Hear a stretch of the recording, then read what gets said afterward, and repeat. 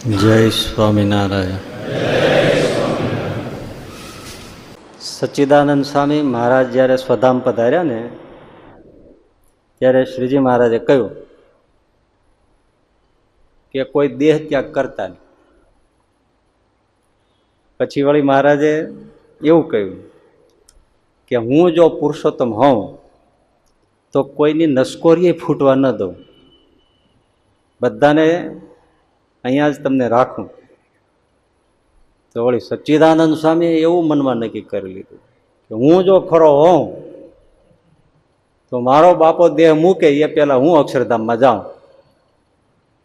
એટલે અહીંયા જો આમ થઈ ગયું ને, સચ્ચિદાનંદ સ્વામી એટલે કેવા પ્રેમી સંત. પણ શ્રીજી મહારાજે શું કીધું હતું કે કોઈએ દેહ ત્યાગ કરશો નહીં. પણ શ્રીજી મહારાજ સ્વધામ પધારે એ પહેલા સચ્ચિદાનંદ સ્વામીએ પોતાના યોગ સામર્થ્યથી બધી નાડીઓ તોડી અને દેહમાંથી નીકળીને અક્ષરધામમાં જતા રહી. અને ત્યાં જઈને મુક્તોને કહ્યું હું આવી રીતે આવ્યો છું, તમે રાખશો? તો કે વાંધો નહીં, રહ્યો.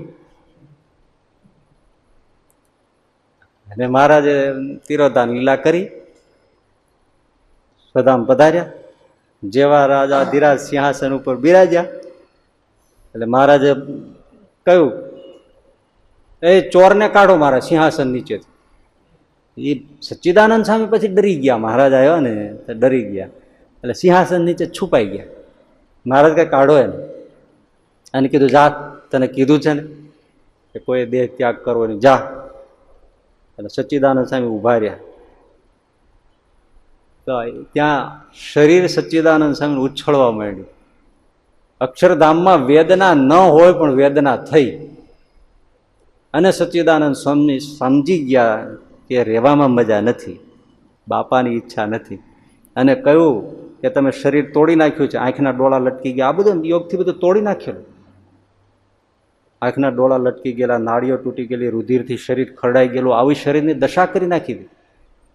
રહી જ ન શકાય એવું શરીર કરી નાખ્યું.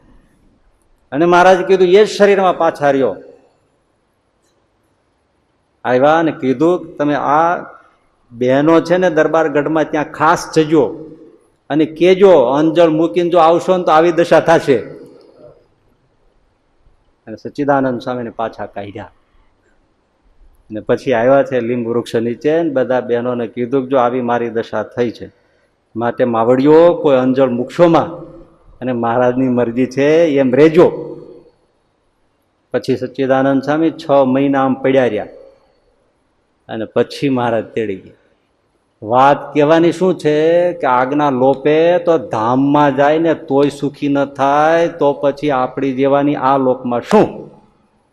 માટે ભલા થઈને ધર્મ લોપવો, આજ્ઞા લોપવી, સુખ મળે તોય કાંઈ લોપીને લેવું. આ સુખના કેન્દ્રો જો, સુખ જ આમાં છે. ગાંઠ વાળવા જેવી છે ને.